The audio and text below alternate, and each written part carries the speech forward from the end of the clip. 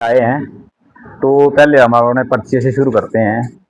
तो जैसे मेरा नाम कुरबान है और मैं यही हिमाचल चंबा का रहने वाला हूँ। बड़ी क्षेत्र पड़ता है ना, पर डलहौजी तहसील है मेरी।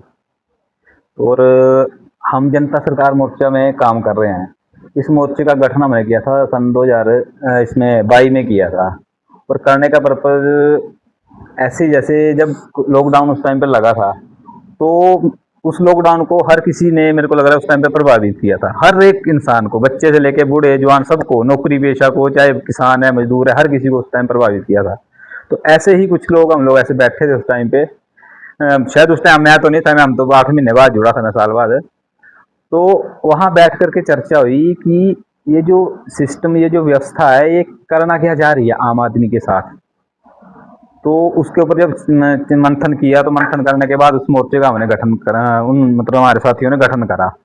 तो अभी 3 साल हो गए मोर्चे को काम करते हुए। तो हमारे मेन मोर्चे का जो मेन मोटिव है वो ये है कि एक व्यवस्था जो भी चल रही है, और एक व्यवस्था हमारी गांव की है। दो व्यवस्थाएं चल रही हैं।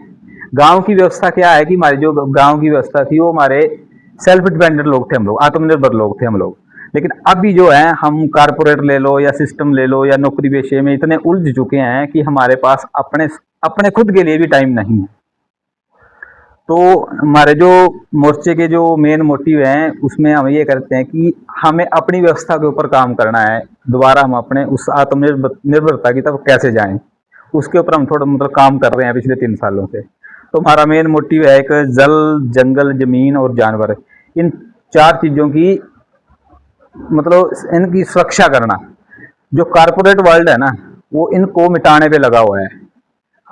आप हिमाचल में ही देख लो, पहाड़ों की खुदाई हो रही है, धनाधन माइनिंग हो रही है, पेड़ों की कटाई हो रही है। जो हमारा पानी है, इसके ऊपर पिछले साल जब हमारी पिछले साल जो गवर्नमेंट, पिछली जो गवर्नमेंट थी, वो एक लो बना करके गई है। अभी देखा ना, हमारे उठाऊ सिंचाई जल योजना चल रही है, बड़ी बड़ी पाइपें डल रही हैं। वो इससे पहले प्रोजेक्ट में अभी पीछे जाके एक लो पास हुआ है उसके लिए, कि जो नेचुरल पानी के रिसोर्स है ना, उसके ऊपर आम आदमी का अधिकार खत्म कर दिया है उस लो में। जबकि पब्लिक डोमेन में वो बिल आया नहीं था। अगर आप उसको रिसर्च करोगे तो पता चलेगा कि उसके ऊपर लो बना के गई है वो वाली गवर्नमेंट। ये जो गवर्नमेंट है उसके ऊपर काम कर रही है, उसको बढ़ावा दे रही है। बड़ी बड़ी पाइपें डल रही हैं, नदियों से पानी उठा करके ऊपर जाएगा, बड़े बड़े टैंक बन रहे हैं, वहां से सप्लाई आएगी, फिर नीचे गांव को दी जाएगी। इसका जब इसके ऊपर गया रिसर्च करी, तो पता चला कि हमारे देश के जो प्राइम मिनिस्टर है वो गए थे दावोस। वहां पे एक मीटिंग हुई थी। उस मीटिंग में वहां पे जो वर्ल्ड इकोनॉमिक फोरम बैठती है, जो पूरे वर्ल्ड को कंट्रोल करती है, उन्होंने उनको वहां पे आदेश दिया था कि आप भारत में पानी की राशनिंग कब शुरू कर रहे हो। पानी की राशनिंग का मतलब है कि जैसे हमें राशन कार्ड के थ्रू राशन मिल रहा है ना, आने वाले टाइम में हमें पानी के लिए भी पानी की भी राशनिंग होगी इस तरीके से। अब ये हमारा पानी कंट्रोल कर रहे हैं इस लेवल तक, मतलब कारपोरेट वर्ल्ड जो है हमारे ऊपर वो कर रहा है।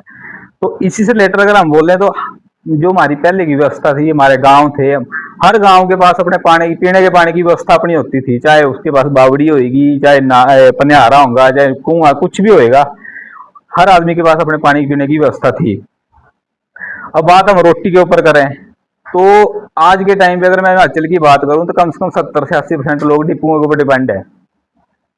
मतलब पहली 2-3 तारीख होती है तो डिपो वाले को फोन करके पूछना शुरू कर देते हैं कि भाई राशन कब तक आ रहा है, क्या आ रहा है, क्या नहीं आ रहा है। तो राशन भी अगर आप देखे जाए तो मतलब सी ग्रेड या डी ग्रेड का होगा, इतना मतलब क्वालिटी वाला नहीं है। जितना वो राशन हम लोग खा रहे हैं, उससे 2 गुना या 3 गुना जाकर के हम फिर हॉस्पिटलों में पैसे भी दे रहे हैं। उतना खर्चा जो यहाँ से हम बचाने की कोशिश कर रहे हैं, उतना हम हॉस्पिटलों में जाकर के दे रहे हैं। तो एंड ऑफ एंड रिजल्ट इसका ये है कि जो हॉस्पिटल है, जो फार्मास्यूटिकल कंपनी है, वो भी उन्हीं के ऊपर जो है बैठे हैं ना, वर्ल्ड इकोनॉमिक फोरम, उन्हीं की है वो। तो बताया जाता है कि ये रनबैक्स या ये सिंपल, मैं नाम का ही को लेना उनका, इसकी, लेकिन एंड ऑफ द रिजल्ट को जो मालिक है तो सबका एक ही बैठा है ऊपर। तो रोटी हमारी लगभग लगभग उन्होंने कंट्रोल कर ली हुई है। नहीं तो आप देखो हमारे गांव में कितना उत्पादन होता था। जैसे हमारे पहाड़ों में मक्की की फसल ज्यादा होती है, गेहूं निचले इलाकों में होता है, ऊपर ऊपर मक्की होती है। पर आज के टाइम पे बड़ा खाने गुजारा भी निकलती होगी, मैं नहीं इतना बोल सकता कि निकलती होगी, बिल्कुल डाउनफॉल पे आ गया सारा कुछ। तो जल कंट्रोल हो गया, पानी कंट्रोल हो गया।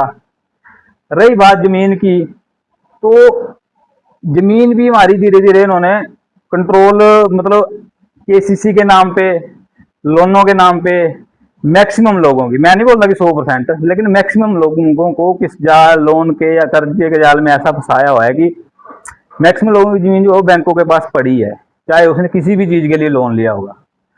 तो हमारी जमीन भी, जिसके ऊपर हमारा अन्न गुणा है, कुछ भी जो भी है हमारे खाने की वस्तु, वहीं से निकलेगी। कोई भी उत्पादन है वो जमीन से ही होता है। जो फैक्ट्रियां हैं, जो कंपनियां हैं, ये जो क्या करती हैं कि प्रोडक्ट को, इसको ट्रांसफॉर्मेशन करती हैं। ट्रांसफॉर्मेशन का मतलब है कि अगर गेहूं हमारा जमीन में उत्पन्न हुआ है, तो उसके बाद अगर उसका बिस्किट बन रहा है, ब्रेड बन रहा है या नमकीन बन रहा है, लेकिन मेन जो प्रोडक्शन है वो तो जमीन से ही हो रही है ना। अगर लोहा निकल रहा है, तांबा निकल रहा है, कांसा निकल रहा है, उसको निकलेगा वो जमीन से ही। बाद में फैक्ट्री में जाके उसका क्या बन रहा है वो अलग मैटर है, लेकिन प्रोडक्शन तो जमीन ही दे रही है। अब जब उस जमीन के ऊपर ही वो कब्जा करके बैठे हैं बैंकों में सबकी जमीन, तो धीरे धीरे धीरे वो जमीन के ऊपर भी कब्जा कर ही रहे हैं। रही बात, हम थोड़ा जानवर के ऊपर बात करें, तो जो हमारी पहले जो व्यवस्था थी वो जानवर थी। अगर आज भी हम बात कर रहे हैं तो एक अगर अगर एक घर में एक गाय पाली हो ना, गांव की बात कर रहे हैं, घर की इकोनॉमी चल, गाय है अगर 2-3 किलो दूध देती है, तो उसी दूध से हम दही भी बना सकते हैं, लस्सी बना सकते हैं, घी भी बना सकते हैं।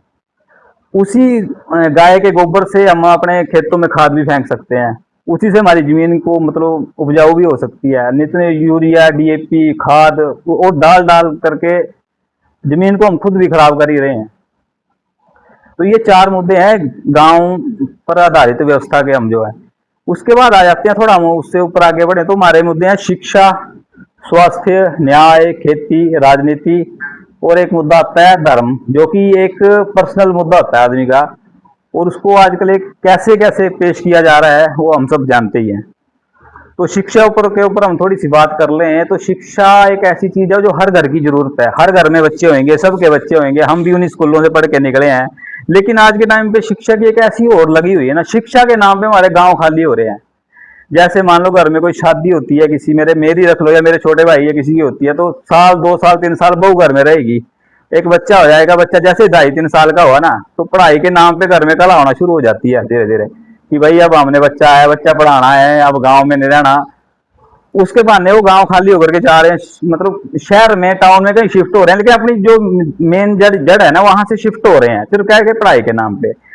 फिर जैसे वो बच्चा 2.5 साल का बच्चा है बेचारा, मतलब चलना भी सीख रहा है या कुछ भी हो रहा है, तो उसको पकड़ के जबरदस्ती हम स्कूल में डाल रहे हैं। फिर उसको लगा दिया हमने बचपन में नंबरों की दौड़ में, और नंबरों की दौड़ एक ऐसी दौड़ है कि इस पे कितना भी बोला जाए कुछ भी नहीं बोल वो है। अगर मान लो क्लास में 40 बच्चे हैं तो फर्स्ट तो एक ही आएगा, 39 का क्या कसूर है। और फिर उसके ऊपर और तुम चले जाए, हम लोग मान लो 10वीं 12वीं औखा सौखा बच्चा कर ही जाता है। उसके बाद अगर बारी आती है हमारे टॉप लेवल के कोर्स करने की, जैसे +2 के बाद कोई अगर मान लो प्राइवेट इंस्टीट्यूट में चला जाता है, कोई बीटेक एमटेक करता है। अगर हम सरकारी व्यवस्था में जाएंगे तो कोई एचएस, आईएएस, आईपीएस या नीट की या इसकी आईआईटी की तैयारी करता है।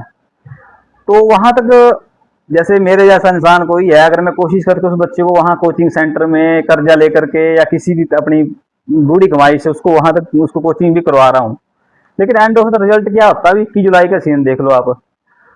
मतलब वो बच्चे मतलब जो नीट का पेपर लीक हुआ है, अगर हम वहां तक उस बच्चे को पहुंचा भी दे रहे हैं, उसको पेपर देने की बारी जब आती है, तो ऊपर जो तंत्र बैठा है वो पेपर को ही लीक कर देता है। तो उस बच्चे के ऊपर जो जो जो मैंने मेहनत करी उसको वहां तक पहुंचाने, वो तो गई मिट्टी, लेकिन जो बच्चे ने दिन रात करके पढ़ाई करी वो भी मिट्टी हो जा रही है।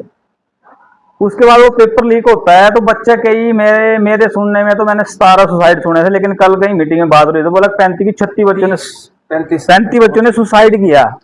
अब मान लो मेरा इकलौता बच्चा है, उसको मैंने नंबरों की दौड़ में लगा दिया और वहां तक पहुंच भी गया, वो एन मौके पेपर रिजल्ट हो गया। अगर वो सदमा सहन ना कर पाए और खुदकुशी कर ले तो मैंने क्या कमाया जिंदगी। जो ऊपर तंत्र बैठा है उसको फर्क पड़ नहीं पड़ता मेरे को लग रहा है, लेकिन मेरा परिवार खत्म हो जाएगा, मेरे को तो फर्क पड़ेगा ना। मेरा वो सदमा तो शायद मैं सारी जब तक जिंदा रहूंगा, लेकिन वो मेरा सदमा तो मैं तो नहीं भुला पाऊंगा उसको।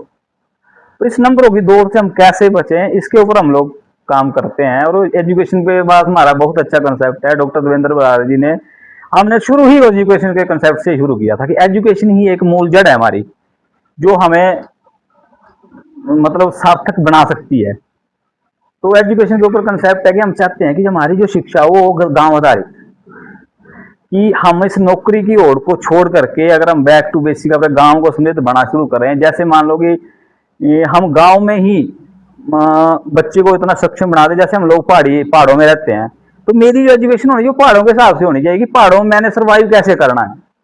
पहले जो होता था कि जैसे हमारे परिवार संयुक्त परिवार होते थे, मतलब दो तीन पीढ़ियां चार पीढ़ियां इकट्ठी रहती थी, दादा है, बेटा है, पोता है, तो दादे और पोते की जोड़ी होती थी। तो जो दादे के पास गुण होते थे ना, वो हमेशा पोते को देख के, पोते और दादा मतलब कहीं भी जाना तो पोते साथ में जाना, तो उसने वो सीखता था अपने दादे से कि कैसे कैसे सिस्टम हमारा सर्कल काम करता है। लेकिन ये जो ऊपर जैसे अभी जैसे जनगणना वगैरह हो रही है, तो ये जो डाटे वहां जाते हैं ना, तो ये सारे डाटे वहां पे स्टडी होते हैं कि इनके परिवारों को कैसे तोड़ा जाए। फिर ये नारे आते हैं, हम दो हमारे दो, ये नारा इसीलिए आया था, परिवार को तोड़ो। जैसे ही परिवार से मतलब बड़ा परिवार से तुम छोटे हो जाओगे ना, तो तुम्हारी जो नीड है ना वो बढ़ती जाएगी। एक परिवार मतलब मान लो तीन भाई हैं, तो तीन परिवार टूट के तीन जगह अलग अलग हो गए, तो तीनों के चूल्हे लग जलेंगे, तीनों के घर में जो जरूरत का सामान है वो अलग अलग आएगा, सब कुछ अलग अलग आएगा। तो उससे क्या होता है, जो बाजार है ना इसको बढ़ावा मिलता है। अगर हम वही अगर एक परिवार में अगर प्रेम भाव से रह करके उसको यूज कर लेना, तो इस जो बाजारवाद है इसको थोड़ा तो वो होता है क्या, कंट्रोल, इसका जो कंट्रोल है ना, इस मतलब इसको बाजारवाद को अपने आप को बढ़ावा देना है, हमको तोड़ना है और बाजारवाद को बढ़ावा देना है। तो शिक्षा के ऊपर कंसेप्ट ये है कि शिक्षा के ऊपर हम यही कर रहे हैं कि जैसे पहाड़ की शिक्षा तो पहाड़ के हिसाब से होनी चाहिए, जो मैदानी इलाके हैं उनको उनकी उस हिसाब से होनी चाहिए, जैसे वो रेगिस्तान में रहते हैं उनके उसके हिसाब से, क्योंकि उनकी शिक्षा का कंसेप्ट अलग है, उन्होंने कैसे रेगिस्तान में सर्वाइव करना है वो वहां के लोग ही जानते हैं। अब जो एनसीईआरटी का जो सिलेबस बना रहा है उसको क्या पता कि राजस्थान में कैसे जीना है। और उसके बाद शिक्षा के बाद आता है हमारा कंसेप्ट, जो इस पे मैं थोड़ी एक बात और ऐड करता हूँ। जो हमारा शिक्षा का कंसेप्ट है उसके ऊपर ना डॉक्टर साहब ने थोड़ी स्टडी की थी है, थोड़ी क्या मतलब इसके ऊपर उन्होंने बहुत ज्यादा स्टडी करी, आप जानते ही हैं। तो उसके ऊपर वो बोलते हैं कि अगर आप गांव वाले मिल करके मेजोरिटी बनाते हैं और आप अपने बच्चों को हमें बोलते हैं कि आप आओ हमारे गांव में स्कूल खोल लो या एजुकेशन आप हमारे बच्चों को एजुकेट करो, तो हम उस बच्चे को उसके टैलेंट के हिसाब से उसको हम एजुकेट करेंगे। मतलब जैसे हम इतने लोग बैठे हैं ना, तो अभी हमारी दृष्टि वहां तक नहीं है जितनी उनकी है, तो वो हमारे हाव भाव बैठने के तरीके से बात करने के तरीके से ही पता लगा लेंगे कि आपके अंदर क्या नेचुरलिटी है, कुदरत ने आपको किस चीज के लिए पैदा किया है। वो उन्होंने उनकी समझ कैसे डेवलप जो भी किया उनकी रिसर्च है अपनी, वो उसका थोड़ा थोड़ा पार्ट हमें मतलब देते रहते हैं, टाइम टू सिखाते हैं हमें। हमने एक दो मतलब एजुकेशन की ट्रेनिंग सेकंड मतलब लेवल की होती है वो हमने करी हुई है, तो उसमें सारी चीजें बताते हैं। तो और वो हमने उसको जब प्रैक्टिकल पे करते हैं ग्राउंड पे ना, तो उसका मतलब इम्पैक्ट दिखता है हम लोगों को। तो हम चाहते हैं कि गांव में इस अब डिसाइड करना हम लोगों को है कि हम जो सिस्टम चल रहा है इसमें रहना चाहते हैं या फिर एक अपनी व्यवस्था जो परंपरा पीढ़ियों से चलती आ रही है। ये तो मेरे को लग रहा है जब से अंग्रेज आए थे ना उसके बाद हमारा बेड़ा गर्क होना शुरू हो जाता। अब जो परंपरा चल रही है मतलब उन्होंने अपने नियम कानून कायदे जो भी हमारे ऊपर थोपे, उसके बाद 1947 में हमारी आजादी हुई। लेकिन अब लगता है कि वो आजादी जो है अधूरी आजादी है। वो पावर तो हमारे दे गए, खुद तो चले गए, लेकिन एज इट इज जो लॉ उन्होंने उस टाइम पे बनाए थे वो लॉ वैसे के वैसे ही आज भी चल रहे हैं। अगर आईपीसी की बात करें तो ये 1860 में बनी थी, जो पुलिस एक्ट चल रहा है ना 1860 में बना था, और आज काम आज भी उसी तरीके से कर रहा है। उसका ताजा उदाहरण 21 जुलाई का हम सब देख ही चुके हैं, जो दिल्ली में भी हुआ है, जो बच्चे मारे पीटे गए हैं, जो कुछ भी हुआ है। तो ये इन बातों को चर्चा कौन करेगा? वो जो ऊपर तंत्र चला रहे हैं, सिस्टम चला रहे हैं, या जो नौकरी पेशा बंदा है वो तो बेचारा नौकरी में उलझा है, वो तो मजबूर है नौकरी करने के लिए। लेकिन आम जनमानस को तो चर्चा करनी पड़ेगी।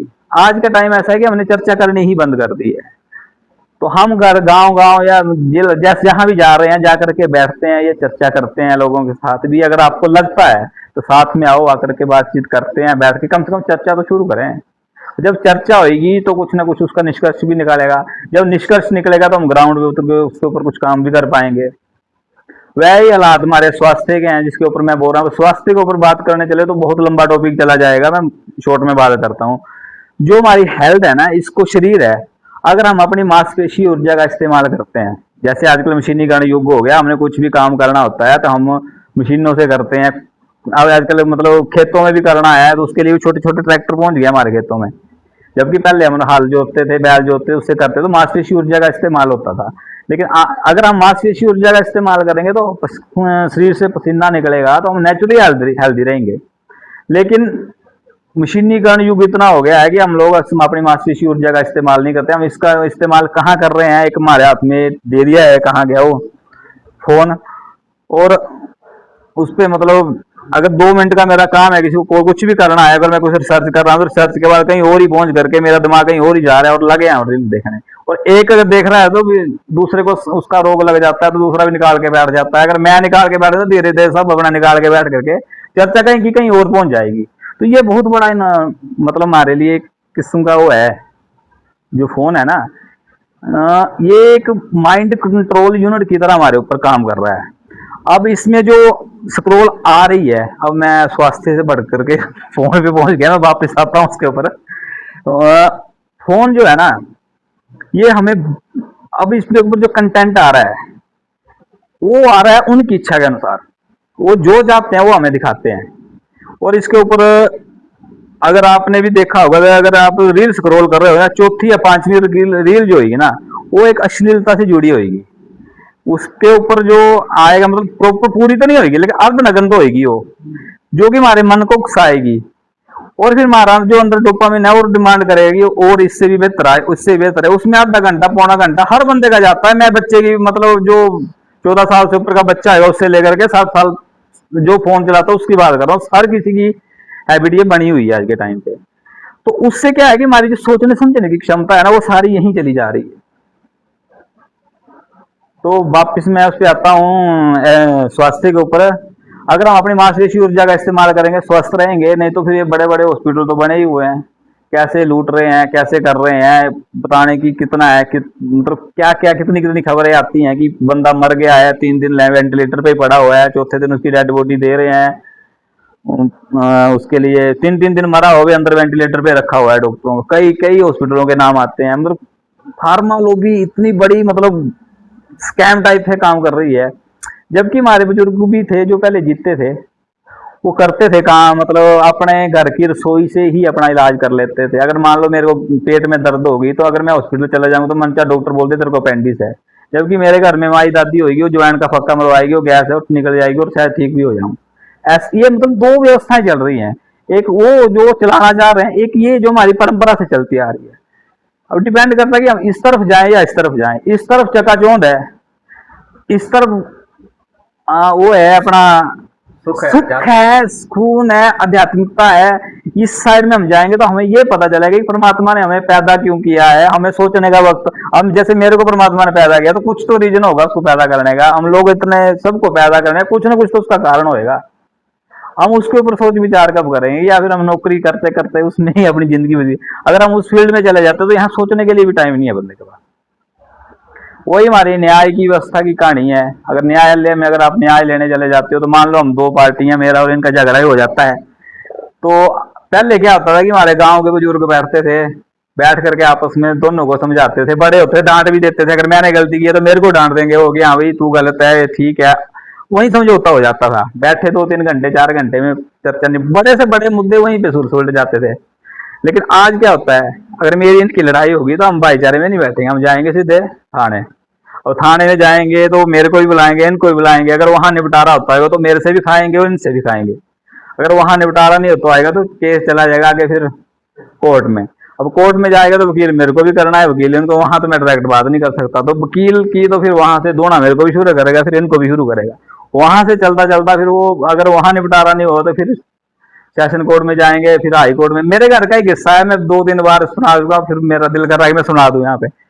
मेरे दादा थे, 2 मतलब भाई थे, उनका जमीन का कुछ लफड़ा चल गया, तो केस चल पड़ा अपने डलहौजी तहसील में ही, यहीं की बात कर रहा हूँ। तो वहां केस चलता चलता फिर चला गया सेशन कोर्ट में चंबा। वहां से केस नहीं शुरू हुआ तो चले गए हम शिमला। शिमला चलते चलते क्या हो गया, एक दादा जो था ना, दादे मेरे दादे का छोटा भाई, वो एक्सपायर हो गए। उस केस शिमला में चल रहा है, केस आ गया मेरे दादे के बेटे के ऊपर। फिर थोड़े टाइम क्या हो गया, मेरे दादाजी एक्सपायर हो गए, केस आ गया मेरे पापा के ऊपर। फिर मेरे पापा भी एक्सपायर हो गए, केस आ गया मेरे के ऊपर। फिर जैसे मेरे वो जो दादे के जो बेटे थे वो भी एक्सपायर हो गए, तो केस आ गया उनके बेटे के ऊपर। 26 साल हो गए उस केस को चले हुए। अभी भी हम लोग उस पे हमें छुटकारा नहीं हुआ हमारा। जबकि वो छुटकारा आराम से अगर 26 साल पहले वहीं बैठ करके गांव के 4 बंदे बैठे होते, तसल्ली से बैठ कर बातचीत कर लेते, तो शायद छुट निपटारा वहीं हो जाता। लेकिन अभी हमने जितना, हमने क्या पता उस जमीन का इतनी कॉस्ट नहीं होगी, उससे दुगनी कॉस्ट तो हम लोग वकीलों को दे चुके हैं। तो ये हमारी न्याय व्यवस्था है। उसके बाद खेती के ऊपर बात करें तो उसके ऊपर मैंने बात कर ही ली है कि जमीन से ही हमें सब कुछ मिल रहा है। रोटी भी वहीं से मिलेगी, जरूरत के साधन कपड़ा है, हर साधन जमीन से ही निकलेगा। कपास है तो जमीन से ही निकलेगी, उसके बाद ही उसका प्रोसेस चलेगा, कपड़ा उसी से बनेगा। राजनीति के ऊपर बात क्या करनी, उसको तो चलाने दो, तो चल ही रही है अपने ऊपर। रही बात धर्म की, धर्म के ऊपर मैं थोड़ा सा टॉपिक बोलता हूँ कि धर्म जो होता है ना, जो मेरी समझ बनी, या हम मोर्चे में रह कर या डॉक्टर साहब के रहने के बाद, तो धर्म का उन्होंने जो हमें कंसेप्ट जो मेरी समझ में आया, उन्होंने धर्म जो है ना एक बंदे का पर्सनल मुद्दा है, ना कि वो एक राजनीतिक मुद्दा है कि उसमें हमें उलझाया जाए कि उनको तो बेनिफिट लेना है, वो तो करेंगे उस चीज के लिए। लेकिन धर्म मेरा पर्सनल मुद्दा है कि वो धर्म का मतलब ये है कि मैं कौन हूँ, मैं क्यों पैदा हूँ, परमात्मा ने मुझे क्यों पैदा किया है, मुझे इस चीज की खोज करना है। मैं बंदा हूँ, मेरा काम बंदगी करना है। लेकिन हम लोग उलझेंगे नहीं हो रही चीजों में। तो ये कुछ बातें थी जो हम आप लोगों के साथ शेयर करना चाहते थे कि एक व्यवस्था ये है, एक व्यवस्था ये है। इसी के ऊपर हम पिछले 3 सालों से काम कर रहे हैं। इस आज की अगर मैं बात करूं तो जैसे हम हिमाचल में घूम रहे हैं, वैसे राजस्थान में टीम घूमी है, पंजाब हमने कवर कर ही लिया था, आपसे पीछे बात हुई थी। फिर हरियाणा कवर कर लिया है, हरियाणा में ब्लॉक वाइज ट्रेनिंग में मीटिंग चल रही है, यूपी में टीम चल काम कर रही है, फिर झारखंड में, मध्य प्रदेश में, सब जगह ऐसे ऐसे जिला वाइज टीमें जा रही हैं, तो ये काम कर रहे हैं। बाकी इन बातों के ऊपर अगर हम विस्तार से बात करें तो उसके लिए हमने 3 दिन का प्रोग्राम रखते हैं। फिर उसमें हम लोग बुलाते हैं। उसके 2 कारण होते हैं मतलब प्लान करने के। या तो अगर आप लोग अरेंज करते हो यहाँ पे कहीं प्रोग्राम, कोई एक हॉल देख लिया, कुछ कर लिया, तो वहां से टीम यहाँ आएगी, 3 दिन बैठेगी, बात करेगी, इन्हीं मुद्दों के ऊपर बात करती है। हमारा 3 दिन इन्हीं के ऊपर चर्चा रहती है। और अगर आप लोग नहीं कर सकते तो फिर हम कहीं प्रोग्राम ऑर्गेनाइज कर रहे हैं, तो यहाँ से साथी उठ करके वहां आ जाएं, सीखें, सीखने के बाद फिर आकर के अपने गांव पे, अपने भाईचारे पे काम करें। और एक जो मुद्दा हमारा चल रहा है, हम थोड़ा जो हमारी ये जो करेंसी है ना, इस करेंसी के ऊपर भी हम लोग थोड़ी सी, मतलब हमारे हाथ में कुछ दस्तावेज लगे, उसके ऊपर भी हम काफी चर्चा में आजकल बातचीत करते हैं कि एक्चुअल में हमारी करेंसी है कैसे, चलती कैसे है, सर्कुलेट कैसे हो रही है। उसके ऊपर भी हम लोग काफी रिसर्च करी और बातचीत करी, और उसके ऊपर भी हम काफी काम कर रहे हैं। तो पहले तो ये करेंसी की बात कर ले। जैसे हमारा भारत है तो हमारी करेंसी जो है वो रुपया है। अगर अमेरिका की बात करें उसकी करेंसी डॉलर है, और हर कंट्री की अपनी अपनी करेंसी है। लेकिन जब ये करेंसियां बनी थी तो इनका ना एक स्टैंडर्ड तय हुआ था। इंडिया में जब करेंसी बनी होगी, जब भी बनी 16वीं शताब्दी में, बताया जाता है कि शेरशाह सूरी था, उसने मतलब रुपया नाम दिया था। लेकिन उसका एक स्टैंडर्ड तय किया था कि 1 रुपया उसके पर्टिकुलर में कुछ रखना पड़ेगा। उस टाइम पे गोल्ड रखा जाता था। तो उस वक्त के वो कानून मतलब बने हुए हैं। जब हमने उनकी रिसर्च करना शुरू करी तो 1882, 1906, 1934 आरबीआई एक्ट, जब इन चीजों के ऊपर हम गए तो आज जो एक्ट है आज भी ऐसे ही है। उस पर लिखा हुआ है कि उसके ऊपर कोई भी लोकसभा या कोई भी संसद उसके ऊपर उसको वो नहीं कर सकती, छेड़छाड़ नहीं कर सकती उसका। वो मानक स्टैंडर्ड जो बन गया वो बन गया है। जैसे हम यहाँ बैठे हैं, एक घड़ी है, टाइम है, तो इसका भी एक स्टैंडर्ड है। जब इसकी रिसर्च हमने करी तो पता चला कि जब सूरज उगता है उसकी किरणों से जाकर के ये सेकंड की उत्पत्ति हुई है। ये जो मापा जाता है टाइम है, ये सूरज से हो गया। बड़ी गहन चर्चा है, इसके ऊपर बैठेंगे, मतलब कभी लंबा टाइम हो तो बात करेंगे। तो इसका भी स्टैंडर्ड है। जैसे 1 मिनट में अगर 60 सेकंड होते हैं ना, तो अगर 60 की जगह 61 हो जाए तो तब भी सिस्टम गड़बड़ हो जाएगा। 60 की जगह 59 हो जाएंगे, वो भी सिस्टम गड़बड़। 60 है तो 60 ही रहेंगे। जैसे 1 किलोग्राम है, अगर उसका वजन है 1 किलो का 1000 ग्राम है, तो 1000 ग्राम उसका एक्चुअल स्टैंडर्ड है। अगर 999 ग्राम हो गया तब भी गड़बड़ है, 1001 ग्राम हो गया तब भी गड़बड़ है। वैसे दूरी का भी है।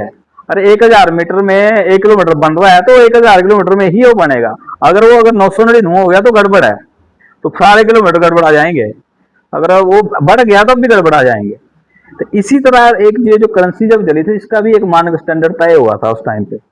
लेकिन जैसे जैसे सिस्टम आता गया, चलता गया, दौर बदलता गया, तो इसके साथ छेड़छाड़ होती गई। पहले अंग्रेजों ने कुछ छेड़छाड़ करी, उसके बाद आज़ादी हमें जब 1947 में मिली, उसके बाद फिर बदलाव होते गए। तो इसके ऊपर एक वचन खंड लिखा होता है कि मैं शॉर्ट में बता रहा हूँ, क्वेश्चन आपके आएंगे तो हम उसके ऊपर डिटेल बात करेंगे। उसके ऊपर नॉर्मली एक लिखा होता है कि मैं धारक को इतने रुपए अदा करने का वचन देता हूं।